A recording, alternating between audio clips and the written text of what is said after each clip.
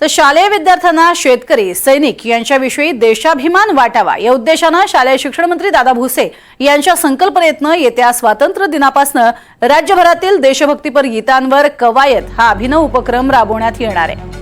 त्या पार्श्वभूमीवर राज्यभरातील शाळांमध्ये जय्यत तयारी आणि सराव सुरू आहे। मंत्री भुसे स्वतः शाळांना भेट देऊन तयारीचा आढावा घेत आहेत। या उपक्रमामुळे देशभक्ती सैनिकांप्रती आदरभाव निर्माण होण्यास मदत होईल आणि देशभक्तीपर गीतांवरती कवायत केल्यानं शरीराचाही व्यायाम होण्यास मदत होईल असं मंत्री भुसे यांनी म्हटलंय। दादा भुसे यांच्याशी या संदर्भात बातचीत केली आहे आमचे प्रतिनिधी निलेश वाघ यांनी।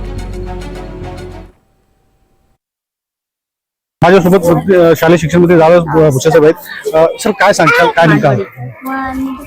येणाऱ्या 15 ऑगस्टला महाराष्ट्राच्या सर्व माध्यमांच्या शाळेमध्ये देशभक्तीपर गाण्यांवर कवायत हा उपक्रम साजरा केला जाणार आहे। प्रत्येक गावागावामध्ये सर्व नागरिकांच्या उपस्थितीमध्ये हा कार्यक्रम संपन्न होईल।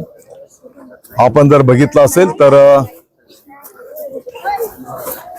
कवायत यापूर्वीच असायची, परंतु आता त्याला देशभक्तीपर गाण्यांची जोड देऊन या सर्व विद्यार्थ्यांमध्ये बालपणापासूनच देशाच्या विषयी प्रेम आदर, आपले सैनिक बांधव असतील, शेतकरी बांधव असतील, यांच्याविषयी आदर या कार्यक्रमाच्या निमित्ताने निर्माण होणार आहे।